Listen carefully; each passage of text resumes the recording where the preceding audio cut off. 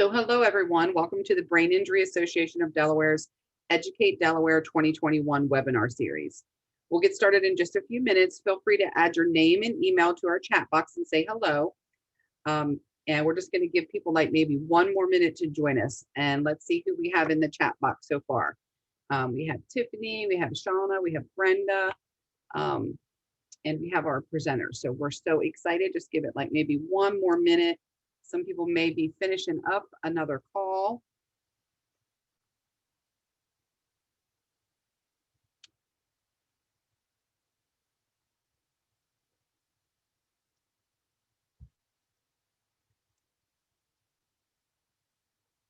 Okay, I think we're ready to get started. So welcome everyone, as I said, to the Educate Delaware 2021 webinar series. I'm Cheryl Doucette. I'll be your host for this presentation. We're thrilled to launch the first in a series of 4 webinars for Delaware's brain injury community. This webinar will provide useful information for survivors, family members, caregivers, and members of the brain injury community. Today, our topic is supporting children affected by brain injury, presented by representatives from Theraplay. We have Marcella, Legath, Liza, Lebovich, and Kerri Stitsworth with us today. Before we get started, I'd like to thank today's sponsor. Today's session sponsor is We Work for Health. We truly appreciate their support.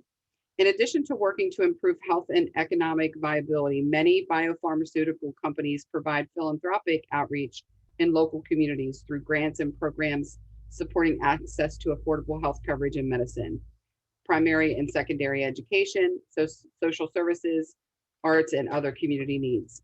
Supported by pharma, We Work for Health seeks to educate our elected leaders, the news media, and the communities they serve about the important contributions these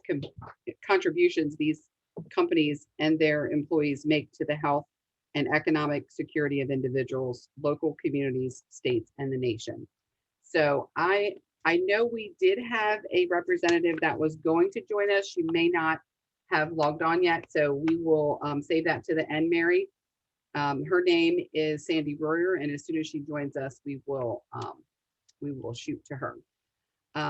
So before we get started with our presenters today, I do have a couple reminders for you. As I said, please share your name and your email in our chat box. This just ensures that you're going to get emails from us and the opportunity to give us feedback about this webinar series. And if you're not sure where the chat box is, it's located at the bottom of your screen. Click on the chat to open up the feature. And also throughout our presentation, if you have any questions, just enter those in the chat box. We'll be sure to take time at the end of this webinar today to answer as many questions as we can. With the number of people on the call, we do have everybody on mute so that information can be cohesively presented. And lastly, all the materials from the webinar and the recording of this webinar will be made available to all the participants with a direct email as well as on our website. So now it is my pleasure to introduce our 3 guest presenters for today's webinar. First, we'll start with Marcella Legath. Marcella, as I call her Marcy, is a pediatric occupational therapy and is a therapist and has worked for Theraplay since the opening of the Middletown, Delaware location in July of 2019. Marcy is a graduate of the University of Delaware in exercise science and the University of Sciences for Occupational Therapy. Marcy has been a certified brain injury specialist since 2017 and enjoys treating this population in both adults and children. She currently manages the Middletown office and adjuncts for Wesley College's OT program. So welcome, Marcella. We also have Liza Lebovich. Liza is a pediatric physical therapist that has been working with Theraplay across a number of the offices for the past 10 years. Liza works with patients birth to 21 years of age in the Bensalem, Pennsylvania office. Over the past 6 years, Liza has developed a love for working with patients following concussive events and has worked closely with PT, OT, SLP, and physicians to develop Theraplay's Concussion program, which focuses on returning clients to their previous level of function, including school and in sports. In addition to treating patients and managing the Bensalem office, Liza is also an adjunct lab professor at Arcadia University, contributing to laboratory learning regarding pediatric strengthening, pediatric equipment, and concussion treatment. So we're thrilled to have Liza as well. And lastly, those two presenters are joined by Kerri Stitsworth. Kerri is the community outreach liaison with Theraplay, supporting the Newark, Middletown, and Kennett Square locations. Kerri has been with Theraplay for almost 2 years. So we are thrilled to have all three of these phenomenal ladies with us. And with that being said, we are going to hand it over to you guys.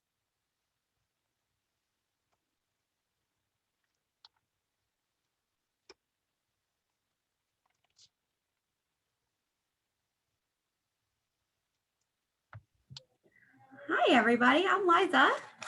I am a physical therapist, and I am the manager of Theraplay's Bensalem office. It is in Bucks County, Pennsylvania, but I've been with Theraplay for a number of years, and I've worked at our Horsham office in Montgomery County, our Newtown office in Bucks County, our Broomall office in Delaware County, and now I manage the Bensalem office back in Bucks County. So I've been all over the place. And I will introduce a little bit about what we're going to be talking about today. We're going to be going over just some mild traumatic brain injury and concussion and what we do at Theraplay. Marcy, would you like to add anything to my little intro before I get started? Yeah, sure. So my name is Marcella Legath. I am the manager of the Middletown location. I live in Delaware. As Liza said, she has been all over more of the Delaware County area. We are a newer office in the state of Delaware. So we have offices in Newark and Middletown. So we're new to the area, just about 2 years old. So looking forward to, helping with services in the state of Delaware and beyond.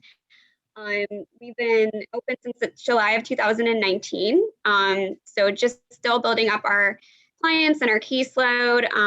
And, as Liza mentioned, she's been doing this for quite a while. So I'm very lucky to have her here with us today. Myself, I do have a background in as a brain injury specialist in both adult and pediatrics. And, just really looking for some opportunities to connect with the community and to just let everyone know what we can provide.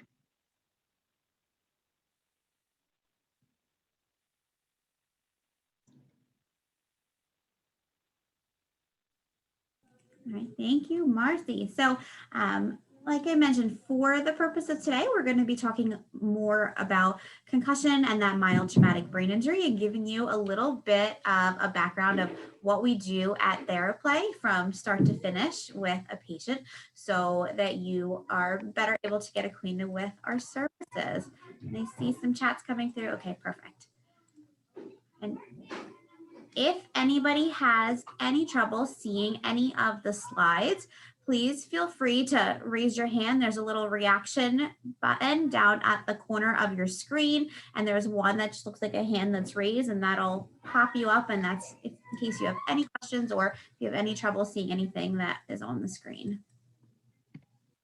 All right, so concussion treatment is something that we have been working on at Theraplay for the last 6 years. We've really been developing our program to help treat patients with this diagnosis. And just the area of concussion therapy and mild traumatic brain injury, there's so much research that has boomed over the past few years. It is something that we used to take these kiddos and these patients, and we would say, all right, they have to go in this little black box and they can't have screen time and they have to be out of school and they have to have all of these things happening. And then more research came out and we really changed what we do, how quickly we get them in for treatment.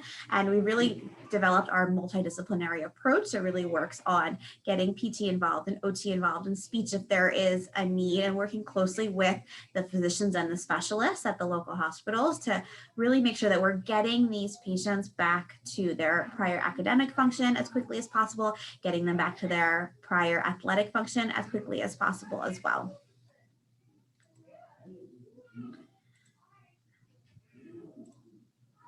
And so a concussion is a complex metabolic and physiologic injury that occurs to the brain, and it can come from direct or indirect force that can lead to just the disruption of normal functioning.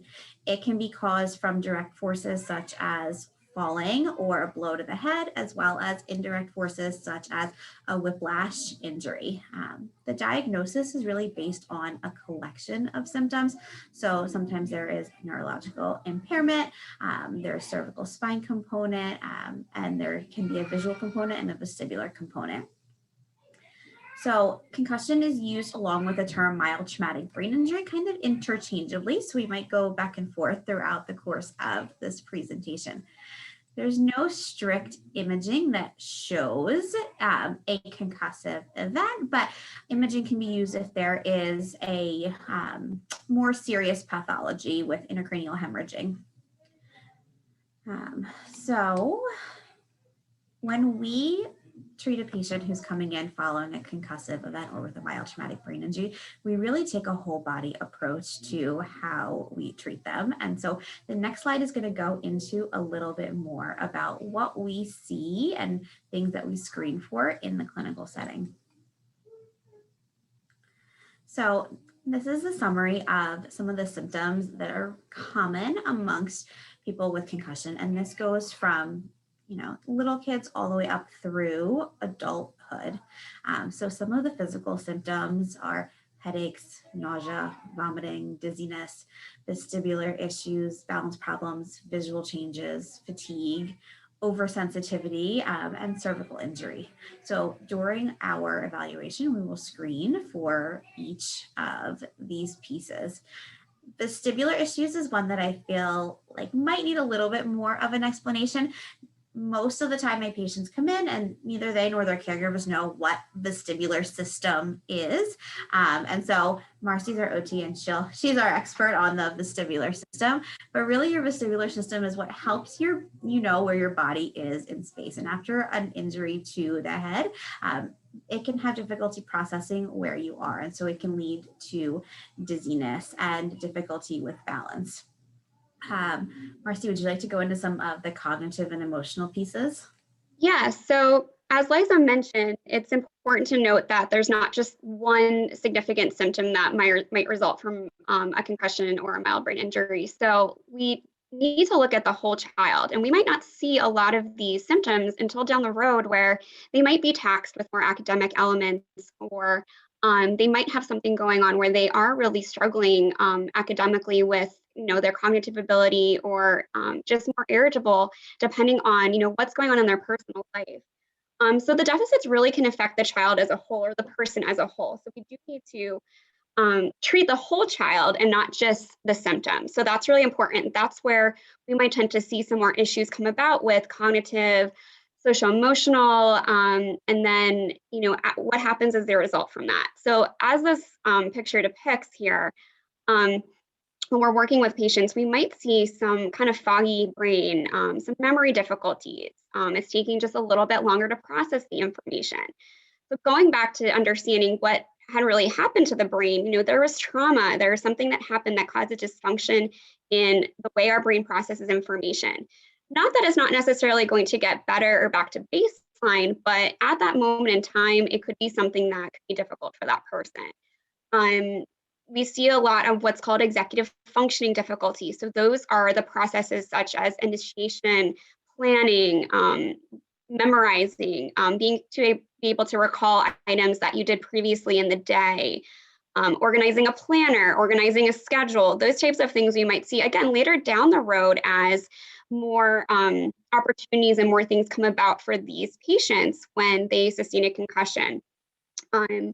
We might see some liability with the emotional aspect. So, as Liza mentioned in the beginning, our shift has really changed in how we treat concussion.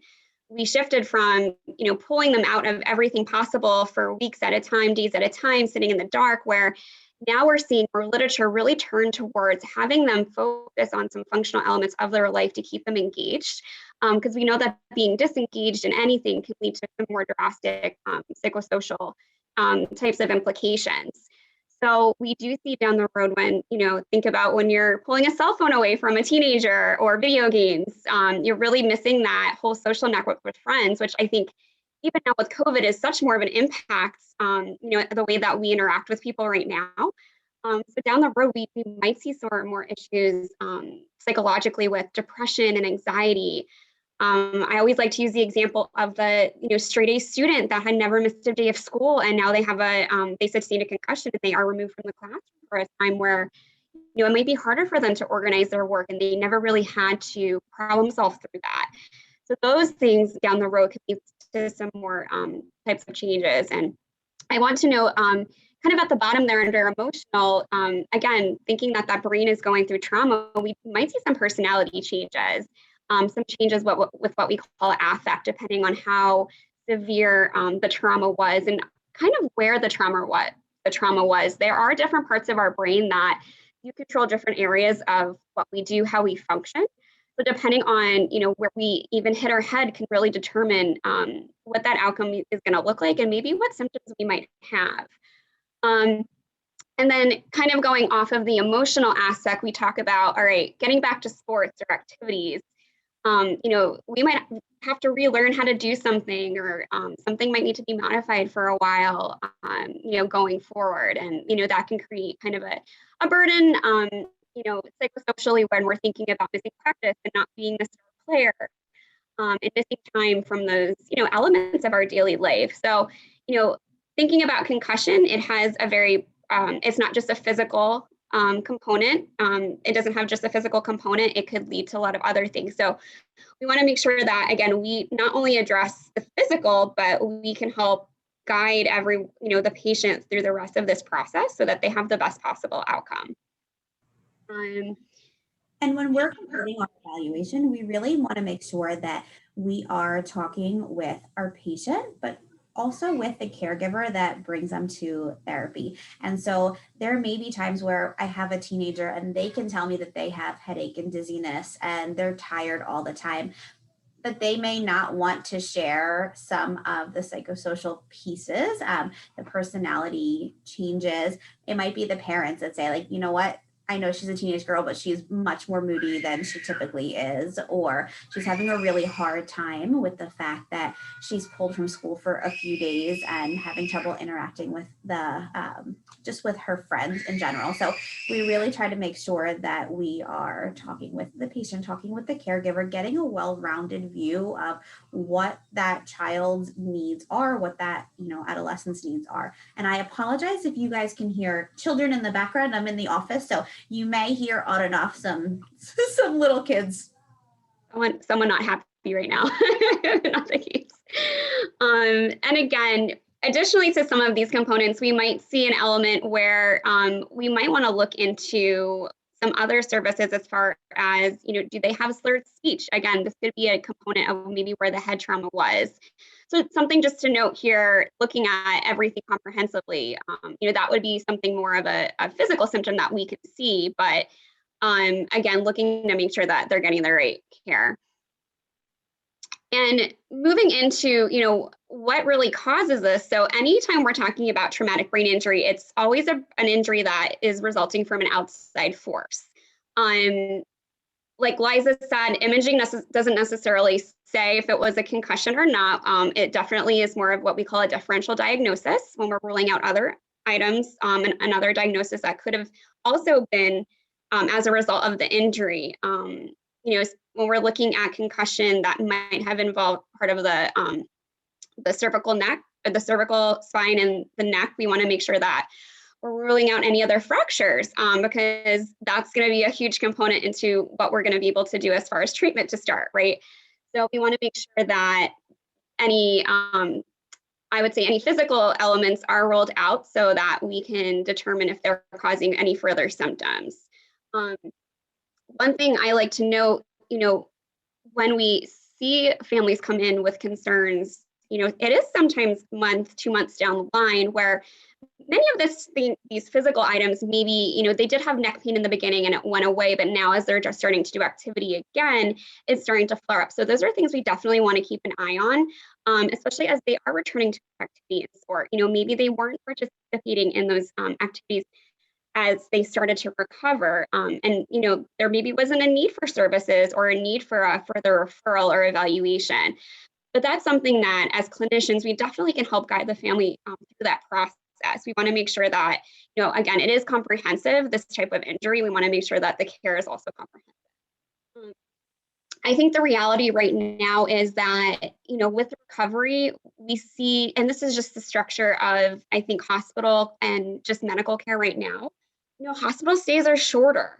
Only really severe injuries are, not that they're not taken into consideration, but they typically are the ones staying at the hospitals for longer, getting a more, if you're in that inpatient environment, they are, staying a couple days. You were seeing more children getting sent home with these more, mild type of injuries where, and then down the road, we might see the kids that had stayed at the hospital, they're in rehab for longer because they had a more complex injury. So we tend to see that the less severe injuries, they're just not getting the resources as soon as they need them at times. It's kind of when we see them, like I said, 1 to 2 months down the road. And then they might not be identified until they're back into school. Like we had mentioned, treating that patient as a whole is so important. But when we're talking about children, an injury that could have resulted or occurred in early childhood we might not see the effects of it until later in childhood when they are presented with certain, I say, opportunities or academic tasks. So we want to make sure that, we are identifying them appropriately. And if it's something that we're not sure about, that everyone knows where to provide the resource, that we are providing the resources needed. I would say probably looking at more recent literature, more patients that are sustaining an acute concussion. If they have been kind of worked in involving more physical activity within that first week compared to none. And I'm not talking about running a mile or doing anything crazy. They had a less of a risk of persistent concussive symptoms moving forward. So that's really interesting. And that is a shift of how the paradigm of concussion treatment has evolved and how we tend to look at this now. And again, knowing when and what is really important as clinicians, that's what we're here for.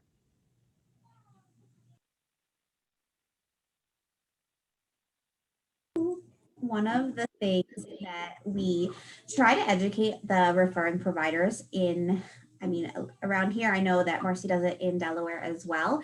A typical concussion, patients should recover on their own within 7 to 10 days, and they should be back to their baseline.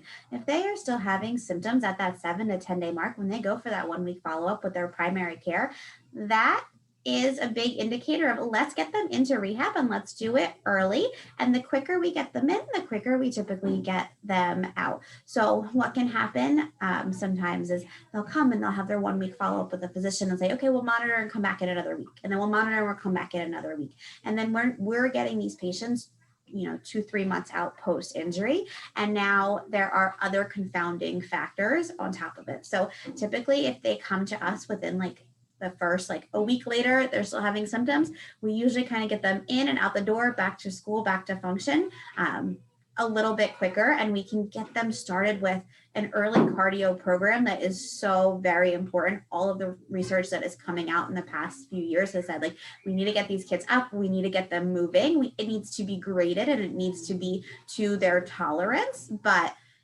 it is so vitally, crucially important for that brain healing piece.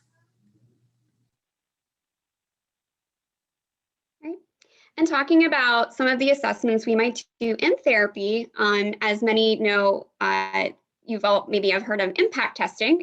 So that is something that we do not cover at our clinic, but if you are seeing a concussion specialist or the PCP, or even a lot of athletes I know in the state of Delaware, a lot of the varsity level sports will do impact testing prior to the school year or the sports season starting. So that does help give a baseline, especially if an injury does occur. We use the impact testing as objective information when we do our evaluation as well. We do get referred from Nemours and that concussion clinic quite a bit, and I know that they do impact testing there, so that gives us some great information as we try to collaborate with those providers to help with treatment. So part of that that therapy evaluation is going to include what the history was. Were there previous concussions? That can play a huge role in how they're presenting now, especially with the deficits and symptoms they might be experiencing. What were the accommodations thus far? Has this been going on for months at a time? Has it been going on for weeks at a time? When are the symptoms occurring? I feel like for the different disciplines, whether it's physical therapy or occupational therapy, we again want to look out, what's really going on collectively as part of the patient's stay. We also have to use a great deal of observation. We often get a child or even an older teen coming in and, they want to get back on the field and they want to get in and moving and grooving. And, they're telling me their headaches, 1 out of 10, but like I could start to see their eyes closing and the hands on the head and, they just can't hang. So we want to look at that, giving a more objective and clinical observation as well. And then going more into the physical component, talking about pain. Pain, again, is subjective coming from the patient, but we want to be able to monitor that, especially when we are talking about involving more physical activity. And then moving into, again, more physical, cervical spine, we want to definitely make sure that none of those types of things are causing more symptoms and being able to kind of progress with therapy that way. And so from a PT standpoint, it's something that we really focus on a lot for just looking at overall muscle flexibility. We know that the research shows after a concussive event, after a head trauma, a lot of times the muscles in the upper traps and the muscles around the cervical spine, they tighten up. We can get trigger points. It can cause cervicogenic headaches. And we also know that there is a correlation with decreased cervical deep neck flexor strength. So it's something that we take a look at the time of the evaluation, just to make sure that one, they have the range of motion, they're moving appropriately, but that the headaches aren't being triggered by trigger points in the muscles or anything going on cervical spine wise. And talking more about the neurological component and the visual component, something to say is all of our systems work together. We use them all at the same time, and sometimes we don't think about it. But when we're talking about our brain, that is part of our nervous system. It's the head of our nervous system. It makes up everything we do. So we want to look at those reflexes. We want to look at, are all the cranial nerves functioning? Are there some other implications that might be going on where we might want to refer back to the provider and get some more imaging if there's some more concerns, again, depending on where the impact was. OT will tend to focus more on this element of the assessment, especially talking about the visual system and how it involves our vestibular system as well.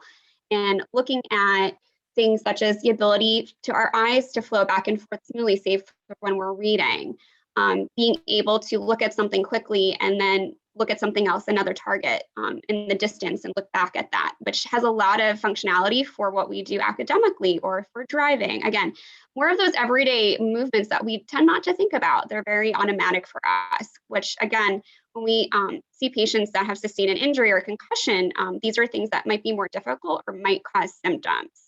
And with practice and with exercises, these do tend to see these get better. I always say to my patients, the goal is for you to not come to therapy and me to give you more symptoms, but I need to know what's causing symptoms so I can appropriately prescribe what I think is needed to kind of get you to that next step to improve. We do a lot of, I would say, fun things in the clinic when we're talking about dynamic visual acuity. This is something that NFL athletes also work on to work on their performance in sports, being able to work on reaction time, being able to work on looking at targets back and forth, those types of things to really progress that patient through. And the visual system is so important, and it's something that, it's not something that they know to work on ahead of time. So, stretching your neck, those are things that patients it makes sense. Doing the training for the visual system, it's something that it doesn't come inherent. We don't think about like working out our eyes, but that's really what happens when they come for therapy. And it's something that they can make really, really quick progress with. And so if they're doing their exercises at home, you're going to make progress session to session, and you're going to see that translate over into function. And we have fun ways in the clinic to work on these things statically, progress them to dynamically, working with, different backgrounds, different kinds of activities. And then we have programs that we can refer patients for home to do it virtually on their computer if they're at the point where they can tolerate a good amount of screen time. And so there are lots of ways to make it fun and exciting, even though working out your eyes isn't always fun and exciting.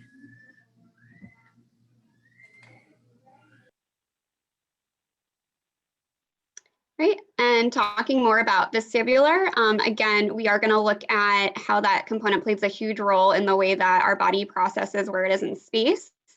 We tend to see a lot of complaints of, oh, I get up in the morning and I'm dizzy. When I turn in bed, I just feel very off. The room is spinning, those types of things. So again, looking at more objective measures to be able to identify the specific deficits. And then looking at balance, which my PT friends are super great with. We might see OT being involved in this too. Like I said, as we use our visual system with balance and vestibular measures as well.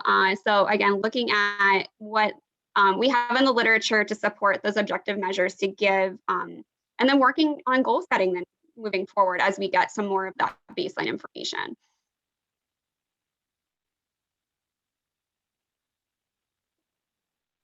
And talking again about executive functioning. So these are just some of the components, talking about memory, the way we're processing information. We mentioned how we are comprehensive. This is something that a speech therapist might be involved in if their deficits do range more in this area, and to be working on those skills, whether we are working on some accommodative measures or that we are working on really improving the executive functioning of the particular patient, depending on what the areas of need are. Being able to work on the auditory processing, a lot of linguistics, functioning, and processing pragmatic skills, those types of things. And then again, just another overview of what executive functioning is. We might, again, see this more so as we have, I tend to see more executive functioning deficits in more prolonged recoveries, more post-concussive symptoms, where it is really impacting school. It's impacting a lot of the daily life, which again is so important to get these kiddos referred and seen by a specialist so that they have the tools they need to work on these items. One of the beauties of Theraplay is our front desk is really trained in how to triage these cases. So when someone calls in with a new intake for a new mild traumatic brain injury, they'll do a questionnaire with them and figure out what is the most appropriate discipline to see this child. Is it PT? Is it OT? Is it speech? Is it maybe PT and OT together that might need to do a co-evaluation? And so our front desk does a really great job of triaging from that standpoint. And then our therapists, during the time of the evaluation, will refer to other disciplines if that is what is needed. And so if the questionnaire originally comes in and it looks like executive functioning, they come in for an OT evaluation. The OT goes, you know what? It seems like it's more of a speech issue that we need them to be working on, not necessarily anything from the OT perspective. They'll refer to speech, and we thankfully have all three in-house so that we can refer to the other disciplines if needed. Or if we need to refer out to psych or back to the referring provider because what we're seeing doesn't quite match up, we have the ability to do that as well. So these are just a few of the outcome measures that we use, but not limited to. There's a few that I tend to love to use in my clinic, again, giving good objective data. I will say for concussion, there is tons of research that's coming out. As Liza probably could say, they're still working on the gold standard for what concussion assessment and protocol should look like. It's always evolving as new literature and research comes out, as more sports are changing, the way the games are being played, more research coming from the bigger sports organizations. We are making sure that we are providing some objective standardized measures to be able to, again, capture what is going on, because a lot of, symptom reporting is effective. So to make sure that we have a very comprehensive element to how we're treating. We modify this based on the age of the patient coming in to us. So the majority of the time, if the patient's over, 8, 9 years old, we'll do the modified bulky with them just so that we can get an idea of what aerobic capacity is, because we know there's such a high correlation of getting them back to moving. And so typically PT-wise, that's something that we do at the first visit after the evaluation, so that we can give them a graded program for how much cardiovascular activity we want them to be doing at home. And so it may start off with just, okay, you're going to go out with mom and walk the dog up and down the block, to, all right, now we need you to have your fitness tracker out and get your heart rate between this range and this range for this amount of time. So we want to have that baseline for where they are functioning so that we can progress them nicely from there.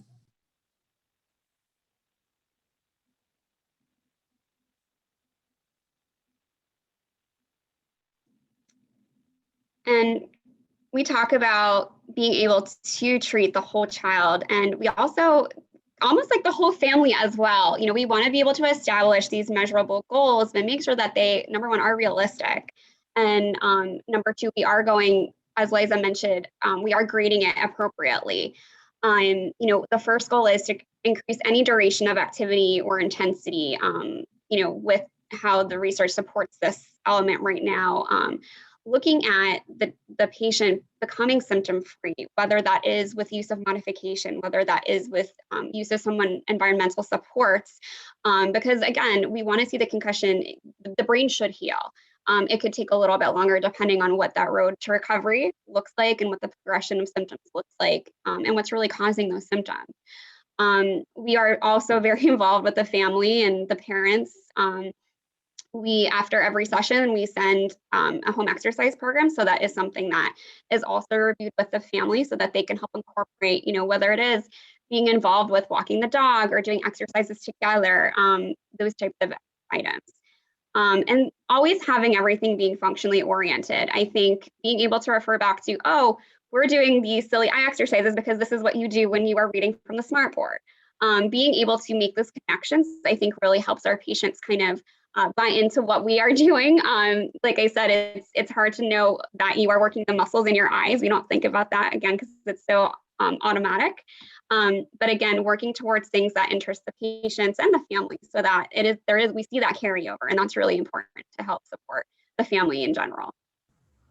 We stress to physicians in our areas the importance of getting patients in early and getting that early recovery. But on the flip side, there's never a too late to begin therapy either. I've had patients who are 2 years out post-concussion, and maybe they were doing activities, but getting headaches with activity. And the physicians have said, I had a patient, a 10-year-old boy, he had a concussion. He was recovered, but back to playing sport. And every time he would go and play for more than 10 minutes, and this was a super active kid, he'd get a headache. And his baseline was just, I just have a headache when I play on my sports teams. That's not stopping me from playing on my sports teams, but I'm playing on my sports teams and I'm getting a headache. And, 2 years out, we got him in, we did an evaluation, we worked through some of the visual pieces with him, and his headaches were really stemming from that visual system. And by the time he was done his therapy, he really didn't have a need for his glasses anymore when he was playing. He was playing headache free. And so, that's just one example, but just so that you are aware, there's never a too late to start therapy either. For sure. And talking about other intervention strategies, as Liza mentioned, talking about those metabolic components, working on increasing heart rate safely, and how that relates to what we're seeing symptom presentation. I will say headache is one of the most common post-concussive symptoms. It happens it can happen, anything can trigger it. It can happen when you're resting. It can get into a more severe headache. It could be coming from more of a cervical component with pain. It can continue to happen when medication is provided. We see a lot with the headache and some areas of need with that. We see a lot of disrupted sleep patterns. So I always think about when you feel like you haven't slept well at night and your sleep is continuously disrupted. We tend to sometimes get that like tired headache, just baseline. So think about what these types of patients might be going through in that case when their sleep is significantly reduced or just not consistent. We tend to want to look at the cardiovascular performance and how that relates to what our brain is telling our heart rate and those items. Again, how all of our systems work together with this kind of injury. Some other intervention strategies we'll do is a ton of education and maybe manuals for the cervical spine, working on providing some component to a home exercise program as well, so that if items do come up or there is some soreness or some issues down the road, that the patient does have the tools needed as they learned in therapy. And we talked a lot about vision, but again, working on a lot of those exercises, working on what we call our smooth pursuit. So being able to track smoothly and efficiently, again, being able to look at two items with our eyes moving back and forth very quickly has many functional implications. So we want to be seeing that also happen without any significant symptoms or headache. And then working on something what we call VOR, which is the ability for our head to move, but our eyes to remain fixated. And we do this every day and we don't think about it, but that is something that can cause a lot of headache and a lot of balance and just feeling very unstable in our concussion population.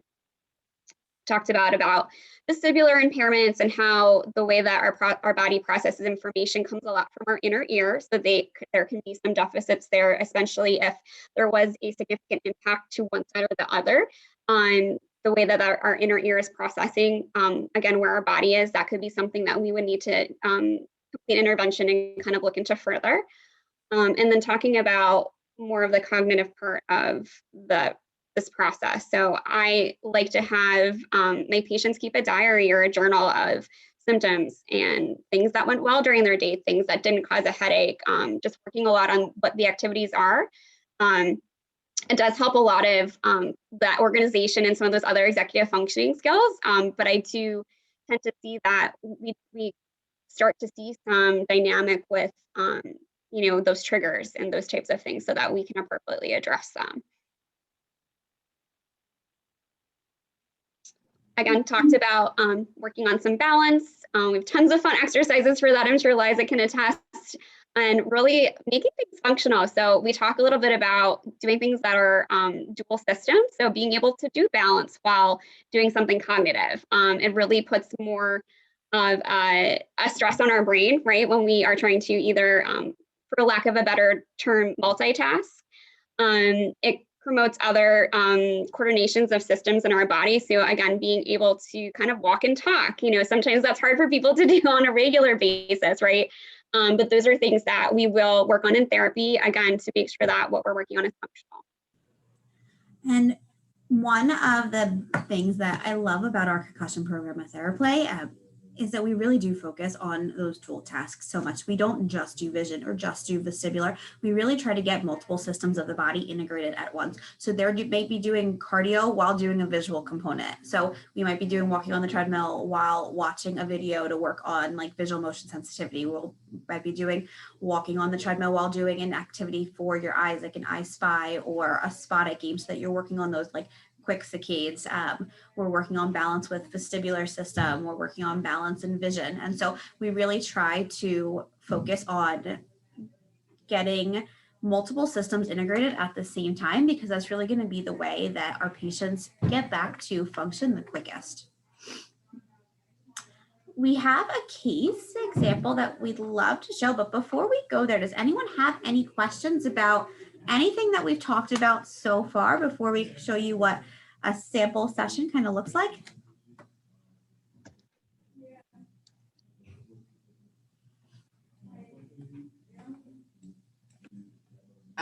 Liza, I don't have any, so I would go right ahead into that. Yes. No problem. All right, so this is Kaylee. Kaylee was a 14-year-old female gymnast, very high-level gymnast. She had a concussion in April of 2014 and was taken straight away from her meet to the ER. Imaging was done. Cervical x-ray was negative for any fracture, and she was having significant symptoms of headaches, dizziness, tinnitus, and difficulty concentrating. So she was referred to us pretty quickly following her concussion. Part of that is because we have a great relationship with her primary care physician. So her primary care physician knew her baseline and was able to refer her quickly. Part of it is Kaylee's mom works for Theraplay and was like, oh no, we need to get her in the door as soon as possible because she wants to get back. And the girl was trying to go to her gymnastics meets while having, 8 out of 10 headaches. And that we can't do. So let's see. Sometimes our videos work, sometimes they don't, but this is Kaylee pre-concussion.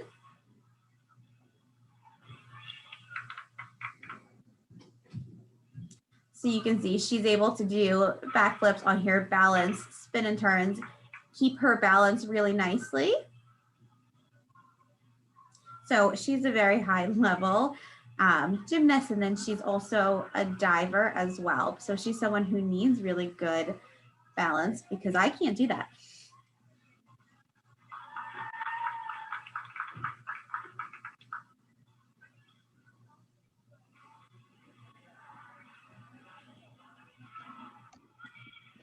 All right, so now we'll take a look at Kaylee post-concussion.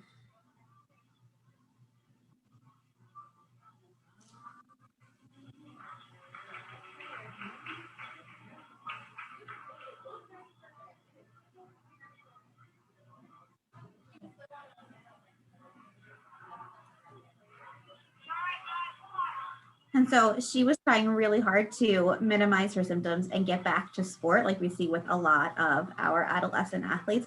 They really want to get back to sport as quickly as possible, but the balance just isn't there. She's trying to do these spin moves and having such a hard time staying up on her feet.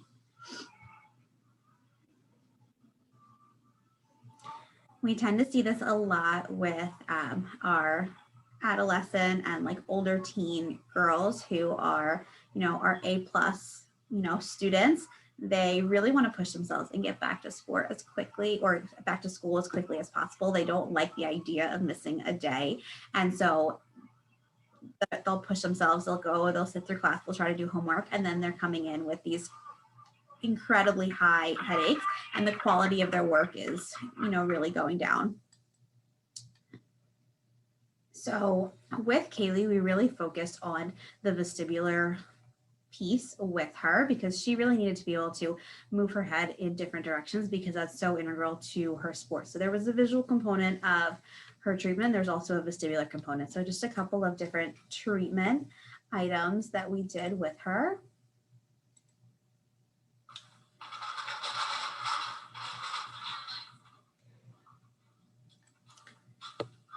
And so in this activity, she has to lift her head up, find the color beanbag, bring her head down and throw it to the corresponding color of dot on the ground. And so she has to really work on that inversion of her head up and down to work on that vestibular system, work on the visual piece. There's also a cognitive component of being able to recognize what am I looking at and where am I throwing it.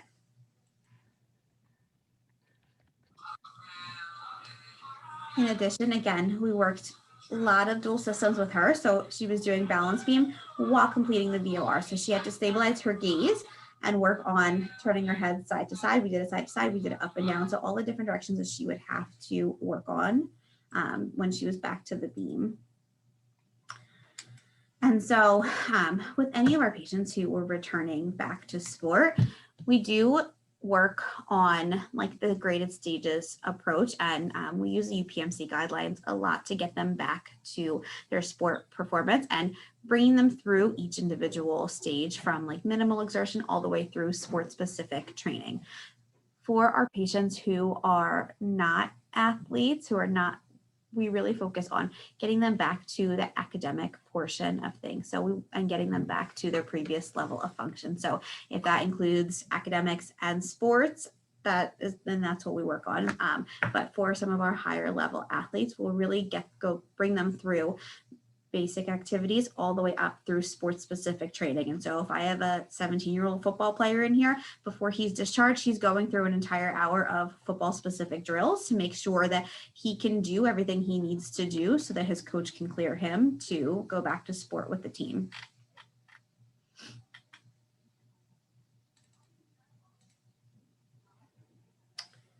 And so we really work on the road back to academics as well. This is something that we keep very close contact with the referring physicians for. We talk to coaches, we talk to teachers, and we make sure that we have specific guidelines for our students as they're going back to school to let them know when they're cleared for testing, when they are cleared for doing homework, what kinds of accommodations are needed, whether they need to be able to take rest breaks throughout the day. And so we'll give a detailed list of preferences for returning back to school and returning back to gym class as well. In Pennsylvania, we have a program called Brain Steps that helps get patients back to school. And so if they have a prolonged brain injury event, we might link up with Brain Steps to come up with a more formal plan for them if there needs to be an ISSP or an IEP or anything along those lines. And Brain Steps will help to coordinate a lot of that. I don't believe that exists in Delaware, but maybe one day. Yeah, so this is something that is in Pennsylvania. I have taken a webinar from the Brain Injury Association of America on Brain Steps, so I would love to see it get implemented in Delaware, but it does really help the school provider really look at, again, if a child has sustained a concussion in kindergarten, okay, now we're seeing issues in third grade, what's the next step? And kind of making sure that they are being monitored. So it's great, again, for any of the Delaware surrounding areas close to the Pennsylvania border that may get services in Pennsylvania or go to schools in Pennsylvania, that is something that is offered. And so this is just an example of what our return to school activity and sport form looks like. And so we can modify this as needed, but for school, we will have a time when they need to be home, when they can return to school part-time, when they can return to school full-time.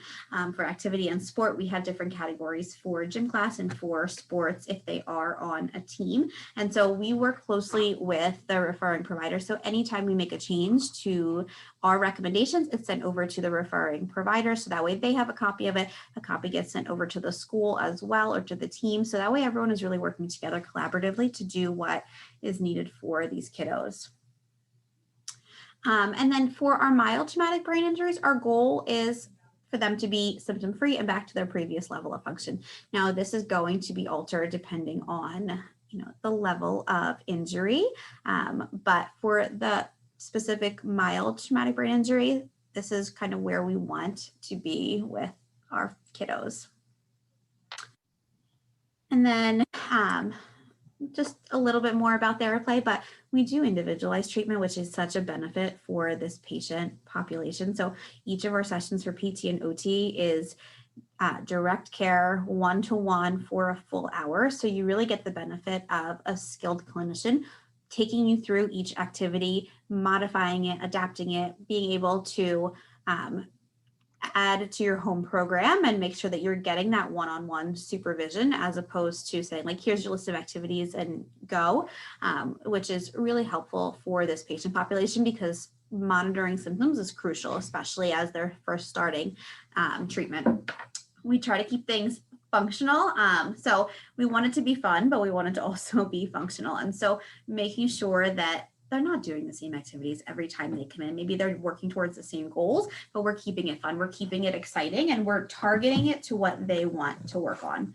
And then we also have the team-based approach, which is fantastic at Theraplay. So we have a team of providers who see the entire caseload of kiddos. So that way the kids can see a number of different therapists. They can get appointments that work for their own personal schedules.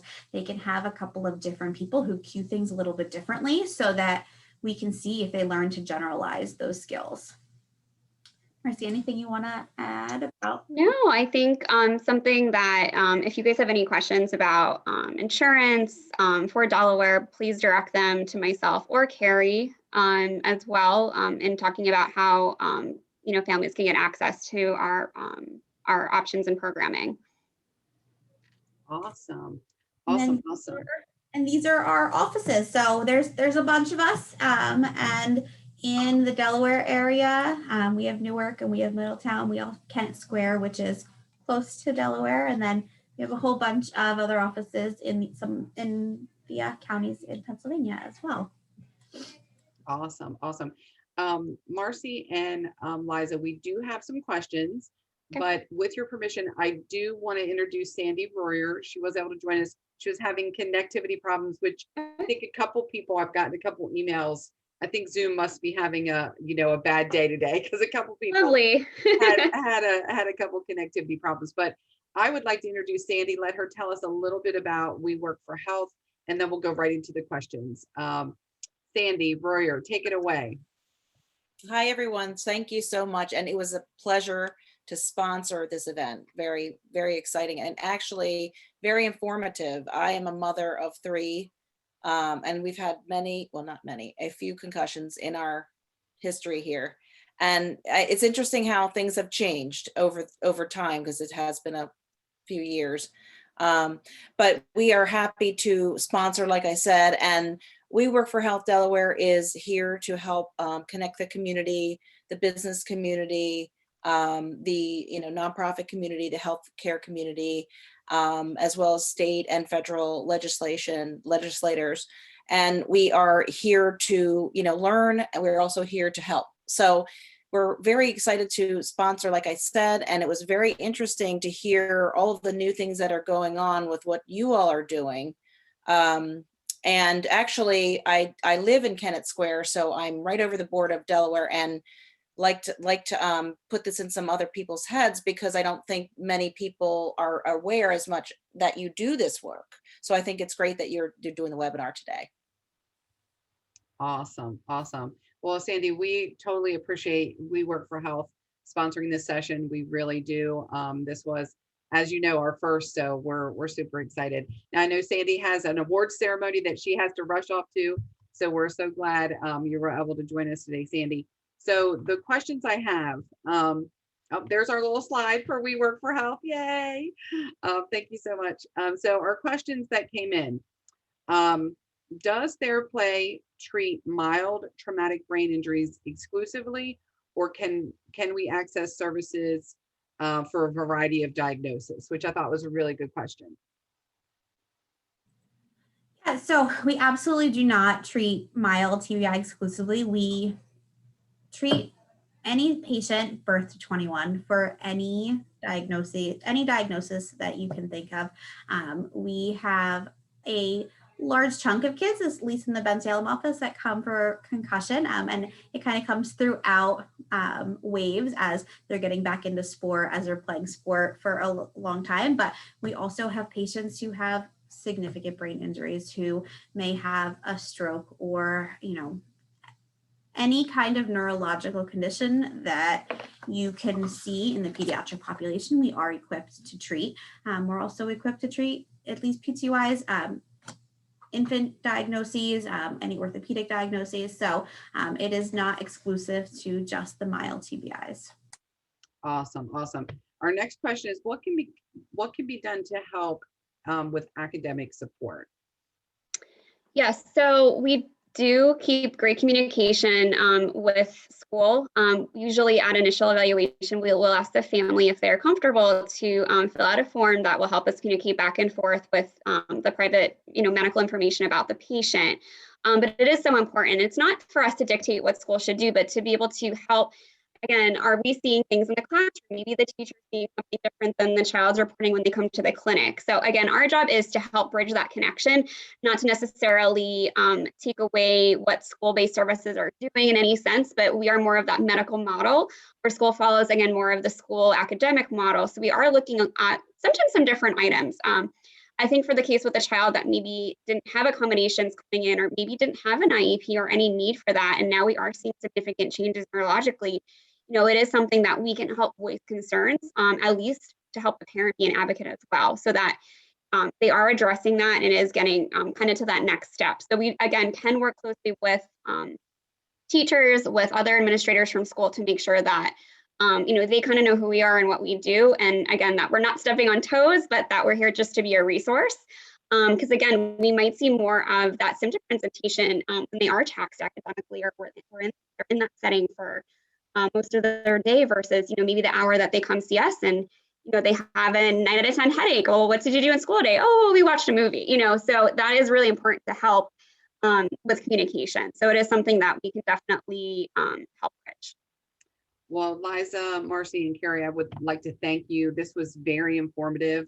I mean, literally, I learned so much today. So thank you so much. Thank you, Cheryl. Yes, it was just such a pleasure. I'm so glad to have you guys as our initial webinar and presenters in this series. So in wrapping up, I do want to share what our participants can expect next. They will receive an email with a copy of our PowerPoint and links to many of the resources you talked about during your PowerPoint. And we also invite you as a participant to look at our BIADE website, look at the resource section. There's a lot of additional support information there. We did want to share that we have 3 more in this series, 3 more webinars for 2021. The next one is September 14th, and it's going to be what brain injury patients and caregivers need to know about accessing Social Security benefits during and post-pandemic. Very, very interesting. Matthew Baxter will be here. I can't wait for that one. I mean, that is going to be, I think, a really, really interesting with a lot of good information. We also have one coming up in October. That's going to be with the American Red Cross. And again, one you will not want to miss. A lot of good information, really talking about all of the different sessions they have that address specific caregiver needs of brain injury patients. And then in November will be our last one for 2021. And that will be Lynn Robinson with Pause for People. Again, just that's going to be a fun one. Who doesn't love puppies and animals, right?